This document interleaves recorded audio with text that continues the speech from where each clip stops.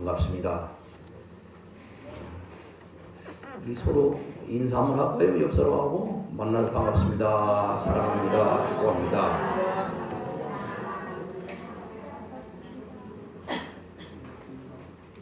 네, 은퇴하고 떠나갔으니까 여러분이 신경 안 쓰셔도 괜찮으신데 또 이렇게 장모님들하고 또 온 성도들이 부족한 종을 초대해 주시고 또 말씀도 전하게 하시고 또 이렇게 은퇴식을 하게 하심을 이 모든 성도들에게 마음 깊이 진심으로 감사의 말씀을 드립니다. 저도 이제 등록을 하고 이제 교인이잖아요. 평신도 봉동중앙교회로 이제 저걸 두고 이게 신앙생활을 하고 있습니다만 가니까 은퇴 목사님들이 4분이 계시더라고요. 2분은 3분은 아시는 분이고 한 분은 이제 잘 모르시는 분인데 한 분이 그런 얘기를 하시더라고요.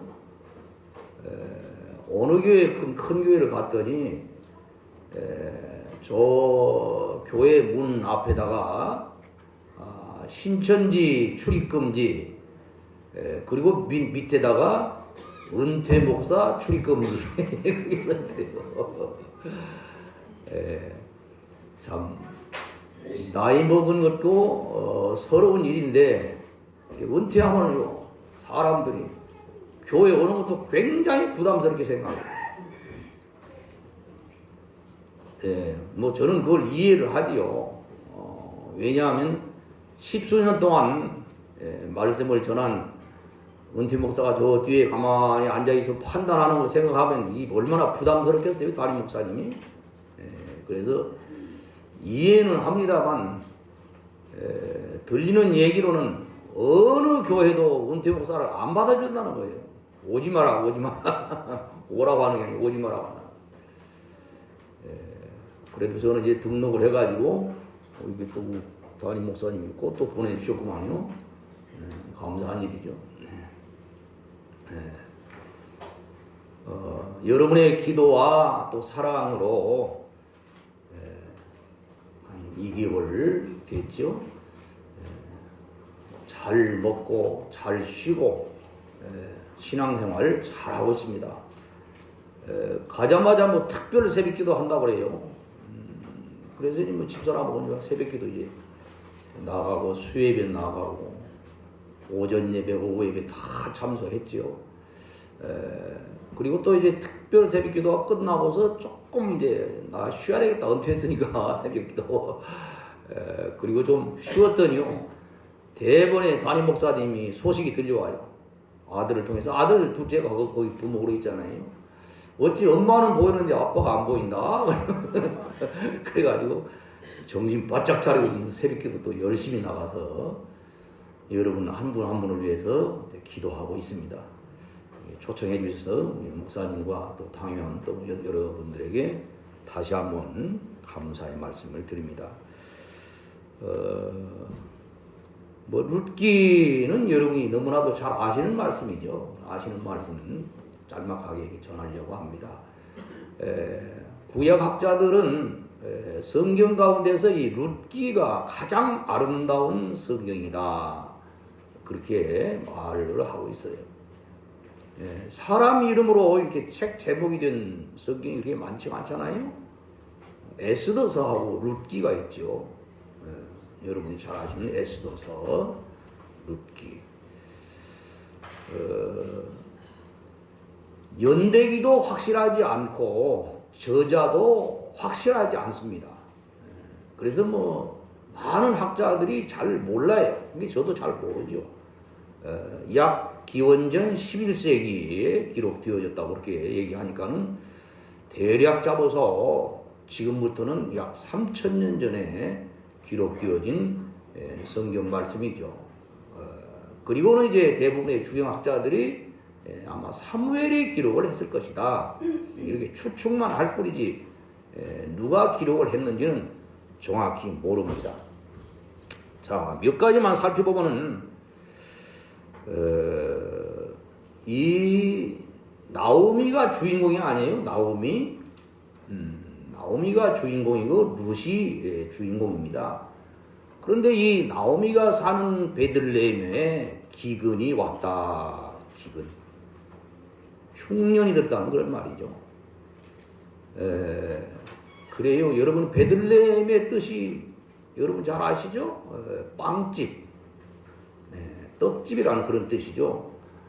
예수님의 고향이기도 하고 다윗의 고향이기도 하지요. 하나님의 집이라고 부릅니다. 베들레헴을 떡집, 빵집, 하나님의 집. 그런데 이 하나님이 계시는 하나님의 집에도 기근이 올 수 있다. 그러니까 어느 나라고 어느 민족이고 또 어느 교회도 어느 성도도 살다 보면은 고난이 온다는 거예요. 고난. 기근이 올 수 있다는 거죠. 그래서 어쩔 수 없는 상황에서 이 나오미하고 그리고 그의 남편 엘리멜렉 그리고 두 아들 말론과 기럝이 베들레헴을 떠납니다. 기근 때문에 살 수가 없어서 모압으로 이주를 하죠. 자, 모압으로 갔으면 잘 살아야 되는데 그게 아니에요. 근데 이 떡집을 떠나서 빵집을 떠나서 하나님의 집을 떠나서 모압으로 갔다. 이방 나라로 갔다. 나오미의 얘기입니다. 여러분 오늘 그 13절 하반절에 보면 여호와의 손이 나를 치셨으므로 그랬어요. 그러니까 하나님의 백성임에도 징계를 하셨다. 징계를 하시다. 하나님은 우리를 절대로 버리지는 않으시지만은 우리가 곁길로 나갈 때에 하나님의 집을 떠날 때에 하나님은 반드시 매를 드신다는 사실을 우리가 기억해야 될 줄로 믿습니다. 아멘. 신약의 하나님의 집은 어디입니까, 여러분? 교회지요, 교회. 신약의 교회입니다. 어떤 어려움과 기근과 환난과 풍파와 시험이 있을지라도 여러분이 교회를 떠나서 어떤 이단에 빠진다거나 아니면 또 세상에 빠지는 일은 없어야 될 줄로 믿습니다. 자, 이 나오미, 엘리멜렉 그 이름의 뜻을 우리가 잘 알고 있잖아요. 엘리멜렉 하나님은 나의 아버지 그 뜻입니다. 엘리. 신약 성경에서도 예수님께서 십자가에 지실 때 엘리 엘리 라바 사박다니 그렇게 말씀하시잖아요. 그러니까 이 집안은 정말로 신앙의 집안이죠. 그리고 나오미는 즐거움, 기쁨, 뭐 행복, 축복 여러 가지 뜻이 있지요. 히브리어에. 이렇게 신앙의 집안이 기근 때문에 기근을 이기지 못하고 베들레헴 떡집을 떠나서 모압으로 갔다. 그 모압에 가서 큰 어려운 일을 만나요. 두 아들이 있었는데 말론과 기존이죠. 그런데 이 히브리 사람들의 이름은 굉장한 의미를 가지고 있어요. 왜 말론과 기럝은 둘 다 병약한 자, 약한 자 이런 뜻을 가지고 있어요. 왜 그렇게 이름을 지었는지 처음부터 나올 때부터 아마 병약한 몸으로 태어난 것 같아요. 엘리멜렉이 살아있을 때에 이 말론과 기럝은 결혼을 합니다. 말론은 룻과 결혼을 하고 기럝은 이제 오르바와 결혼을 해요. 근데 한 10여 년쯤 살다가 이 엘리멜렉이 갑자기 세상을 떠나버려요. 갑자기 떠납니다. 나이가 많아서 떠났는지 아니면 병약해서 병으로 갔는지 아니면 어떤 불의의 사고를 만났는지 이건 알 수 없어요. 성경이 말하지 않기 때문에. 그런데 어쨌든 성경은 죽었다고 그렇게 말하고 있어요. 큰 슬픔이죠. 여러분 옛날 고대부터 우리나라에도 그런 말 있잖아요. 남편이 세상을 떠나면은 하늘이 무너지고 땅이 꺼지는 것 같다. 병이 든 남편이라도 옆에 있는 것이 훨씬 낫다. 그렇게 말들을 해요. 그러니까 우리 함께 사시는 분들은 서로 사랑하고 기도하고 배려하고 아름다운 삶을 살아야 될 줄로 믿습니다. 왜냐하면 우리의 삶이 짧잖아요. 우리의 연수가 70이요 강간하면 80이라도 시편에 그런 말씀 있잖아요. 자, 그런데 또 문제가 또 생기는 거예요. 나오미에게 이름을 지은 그대로 이 말년과 기련도 세상을 떠나버려요. 아마 병으로 간 것 같아요. 그 이름의 뜻을 보면은 병약하다. 그리고 이제 나오미에게 희망의 소식이 들려와요. 어떤 희망의 소식입니까? 자기가 살던 고향 베들레헴의 기근이 사라지고 이제는 풍요로움이 찾아왔다. 여러분 우리가 살아가는 어간에 저도 그런 어려움을 많이 겪었어요. 질병으로만 한 10가지 병으로 아마 고생을 했을 거예요. 질병으로만 그동안에 누구는 여러분에게 말씀을 드렸습니다만 여러 가지 질병으로. 그러나 그러한 고난 후에는 반드시 하나님은 우리에게 희망을 주신다는 사실을 기억하고 인내하면서 우리가 믿음을 지켜나가야 될 줄로 믿습니다. 그래서 이제 나오미가 베들레헴으로 고향으로 돌아가야 되겠다 이런 생각을 하고 며느리들을 부르지요. 오늘 불러서 얘기하는 내용이 오늘 본문 아니에요? 자, 이제 우리 고향의 베들레헴에 이제는 기근이 사라지고 풍요로움이 왔다. 그러니까 이제 나는 여기서 이방 땅에서 살 수가 없고 나는 고향으로 돌아가겠다. 이게 당연한 거죠, 여러분. 고향이라는 것은 얼마나 우리가 풍요롭고 어머니 품함 같은 곳이 고향이 아니겠어요, 여러분? 저도 여기 칠보에서 오래 살다 보니까 꼭 고향 같아요. 제가 태어난 고향 진안에서는 한 13년, 14년 살았고 서울에서 20여 년 살았고 고산에서 한 6년, 순창에서 6년, 전주에서 한 5년, 여기서는 24년 꼬박 살았잖아요. 그래서 오늘 오면서 산성교회에 딱 들어서 가지고 이 십자가를 딱 보니까 감동이 탁 오는 거예요. 눈물이 팽 돌아요. 왜냐하면 고향 같은 거예요. 고향. 내가 고향을 오는구나. 집사람한테도 그런 얘기를 했습니다만 고향은 어머니 품 안이죠. 자, 나오미는 고향으로 돌아가지만은 룻과 오르바는 타향으로 가는 거죠. 근데 이 사람들 둘이 끝까지 따라간다고 그래요. 어머니를. 그러니까 지금 나오미가 아니다. 가면은 고생하고 너희가 남편이 있는 것도 아니고 내가 남편이 있는 것도 아니고 내가 또 손자가 있는 것도 아니고 집이 있는 것도 아니고 땅이 있는 것도 아니고 가면 거지처럼 살아야 되고 빌어먹어야 되는데 어찌 너희가 나를 따라간단 말이냐. 너희는 너희 살던 고향 즉 모압이죠. 모압으로 돌아가서 부모님들과 친족들과 친구들과 잘 먹고 잘 살아라, 평안히 살아라. 당연히 뭐 시어머니가 그 며느리에게 해줄 수 있는 말이죠. 감동적인 말이죠. 예.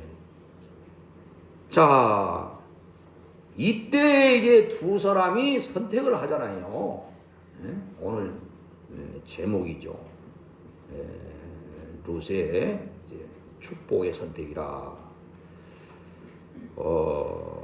룻은 끝까지 따라간다고 하고 시어머니 나오미를 붙쫓았다 그랬어요. 우리말로 그렇게 붙쫓았다고 그렇게 번역을 해놨습니다만, 쉽게 말씀을 드리면 치맛자락을 꽉 붙잡고 같이 따라갔다 이 말이에요. 동행했다. 여러분, 룻은 그 뜻이 친구라는 뜻이에요. 친구, 친구. 그러니까 늙은 시어머니가 고향에 돌아간다 하더라도 먹을 것도 없어요, 입을 것도 없어요, 집도 절도 없어요. 고생할 것 뻔하지 않습니까? 근데 친구가 되어주겠다는 거예요. 벗이 되어주겠다. 그리고 시어머니 치맛자락을 꽉 잡고 따라갔다는 거예요. 붙잡았다는 말. 여러분, 무엇을 선택했습니까, 여러분?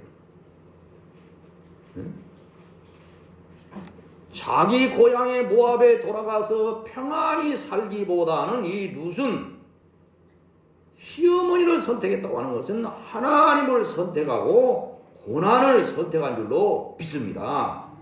고생을 선택했단 말이에요. 나는 고생해야 돼.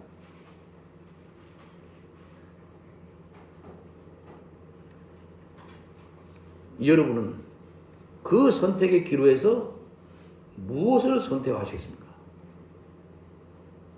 창세기 13장에요.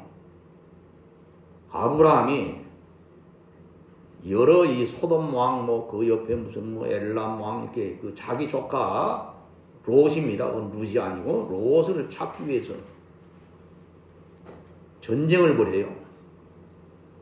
가병들을 거느려 가서 그래서 승리를 합니다.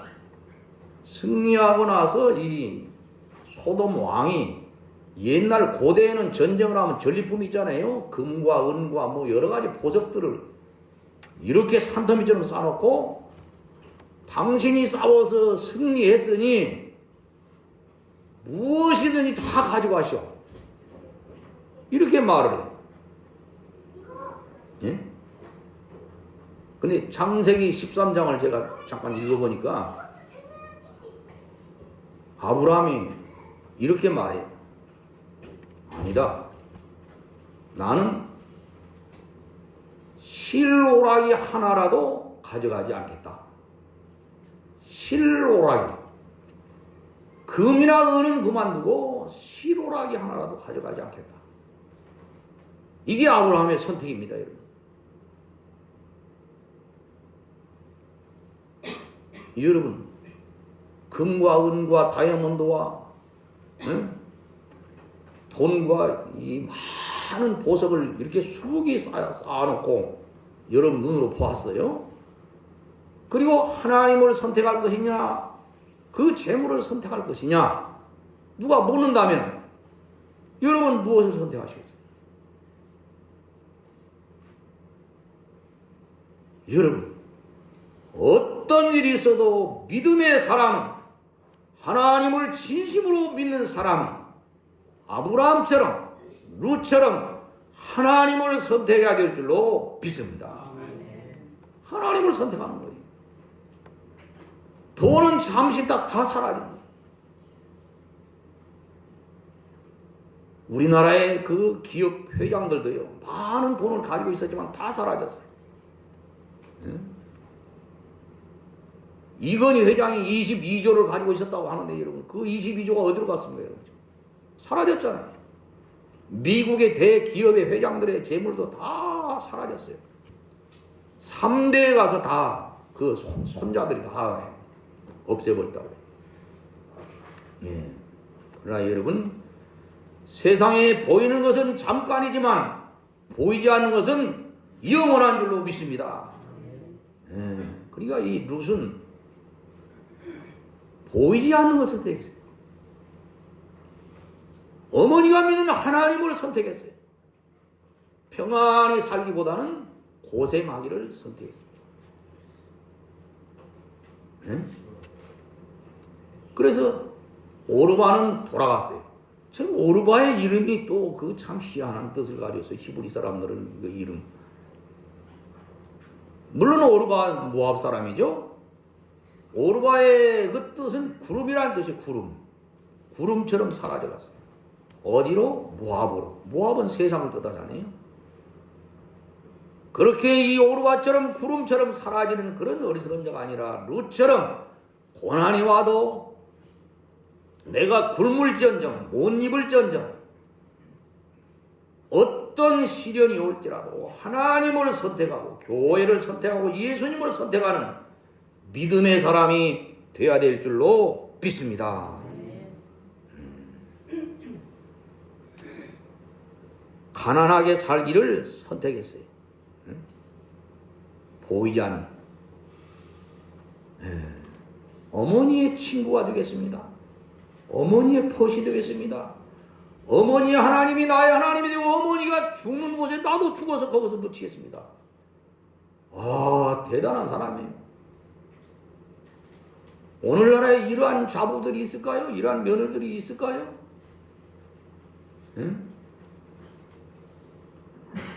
룻은 가난과 절망과 고난과 고통, 시련을 선택을 했어요. 편안하게 살기를 원하지 않았습니다, 여러분.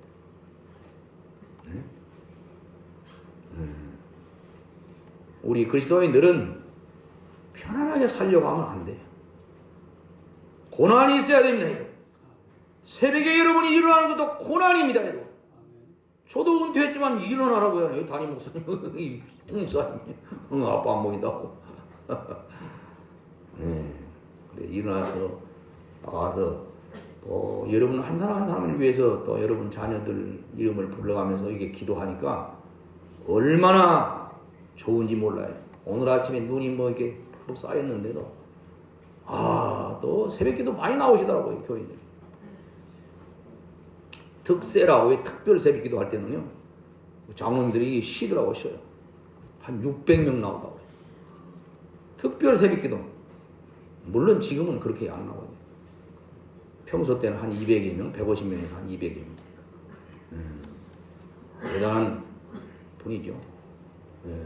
가서 보면 거의 어르신들이에요. 머리가 하얀 장로님들, 머리가 하얀 권사님들, 집사님들.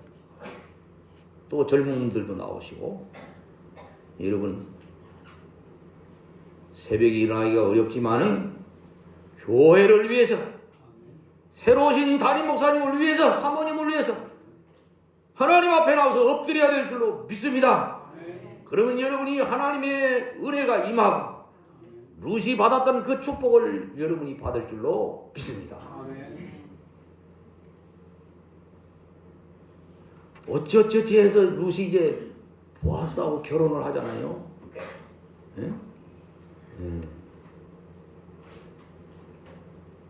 이제 이 히브리 사람들은 계대 결혼법이라고 해가지고 그 남편이 죽고 이러면은 그 동생, 시동생하고 결혼을 해서 아이를 낳아서 형님 이름으로 올려요.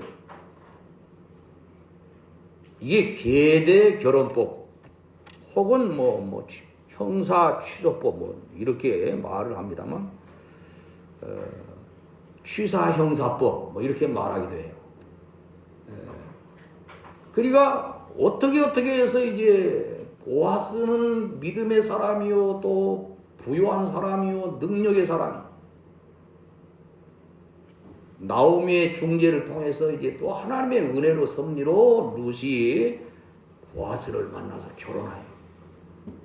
결혼을 해서 여러분 결혼한 것이 중요한 것이 아니라 여러분 사장을 보세요.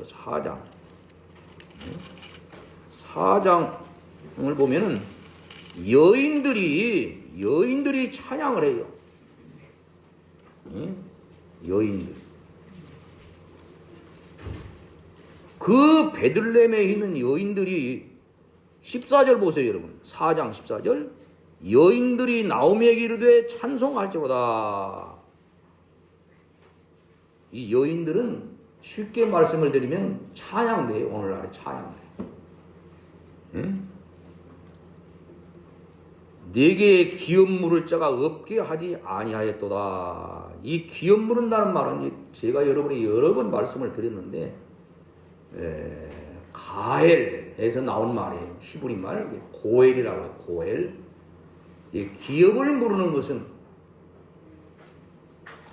어찌어찌 해가지고 땅을 뭐 빼앗겼거나 팔았거나 하면은 그 집안 땅을 사들입니다. 그러니까 엘리멜렉의 땅을 이제 보아스가 사들이는 거예요. 그러니까 나오미의 것이 되는 거죠. 룻의 것이 되죠. 그리고 여인들이 이 룻을 뭐라고 합니까, 여러분? 룻과 이 보아스가 결혼해서 아이를 낳는데 나오미가 낳았다고 그래요. 15절에 이는 내 생명의 회복자이며 내 노년의 봉양자라. 오벳을 낳았잖아요. 22절에 보면 21절 22절에 보면 오벳. 사실은 이 오벳이 다윗의 할아버지잖아요. 네? 다윗의 할아버지. 오벳이 이새를 낳고 이새가 다윗을 낳으니라. 이 어마어마한 축복이죠. 이방 여인인데 그 책 제목에 그 이름이 올라가 있고 예수님의 계보에 그 이름이 올라가 있잖아요. 룻이 모함 여인이만. 그런데 이 오벳이라는 이름을 여인들이 지어줘요. 17절 보세요, 여러분. 4장 17절. 그의 이웃 여인들이 그에게 이름을 지어주되 나오미에게 아들이 태어났다 하여 그의 이름을 오벳이라 하였는데 다윗의 아버지인 이새의 아버지였더라. 여러분, 나오미가 지은 것도 아니고 룻이 이름을 지은 것도 아니에요. 누가 지어줬어요? 찬양대가. 여인들이 찬양대가. 근데 오벳이라. 오벳이라는 뜻은 섬기는 자, 봉사자 그런 뜻이에요. 예수님의 모형이죠. 예수님이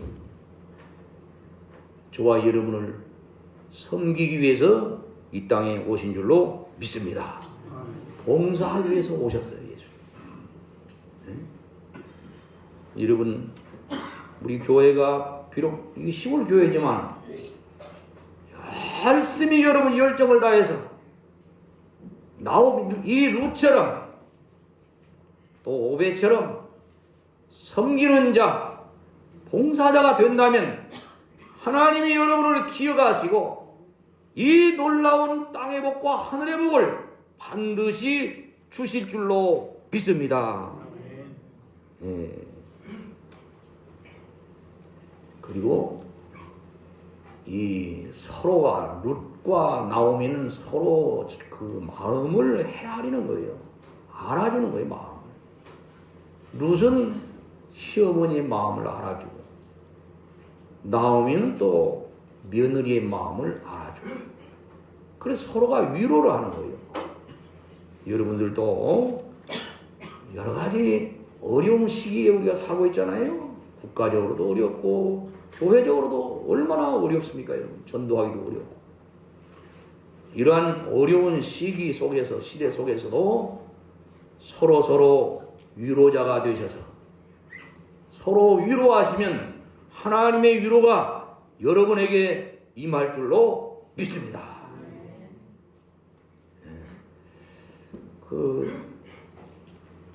저도 이제 지금 뭐 45년 여년을 목회를 하고 이제 마침표를 찍고요. 이게 한쪽 어깨가 쭉 처진 같은 그런 느낌도 들고, 우리 집사람이 더 그러더만, 못 견디는 거예요. 여러분들도 보고 싶어서 못 견뎌. 보고 싶다는 거예요. 아유, 또 누가 보고 싶고, 누가 보고, 다 보고 싶다는 거예요. 그런가 봐요. 오래 같이 살았기 때문에. 그런데 여러분, 그 창세기에 보면 이런 말씀이 있어요. 이 아브라함이 며느리를 구하러 그 자기 종을 보내지 않습니까? 바단 아람으로. 그래서 이제 며느리 리브가를 데리고 오지요. 데리고 올 때에 이삭이 들에서 양을 치다가 멀리서 리브가가 오는 것을 보았습니다. 그러니 얼마나 기쁨이 컸겠어요. 성경은 뭐라고 기록을 하냐면, 이삭이 어머니 사라가 죽은 다음에, 이제 사라는 나이 많아서 세상을 떠났잖아요. 죽은 다음에 위로를 얻었더라. 그런 말씀이 나와요. 그래서 저도 은퇴하고 나서 마음이 허전하기도 하고, 한쪽 어깨가 처진 것 같기도 하고, 집사람이 더 힘들어 하더라고요. 그런데 어느 날 갑자기 며칠 전에요, 생각지도 않은 기쁜 소식을 들었어요. 둘째 며느리가 지금 거기 봉동에 살잖아요. 뭐 우리 요즘에 이 뭐 시아버지 시어머니들이 며느리한테 뭐 아들한테 뭐 아들을 낳아라 무슨 딸을 낳아라 이런 말 하면 큰일 납니다. 아이를 안 낳는 시대라.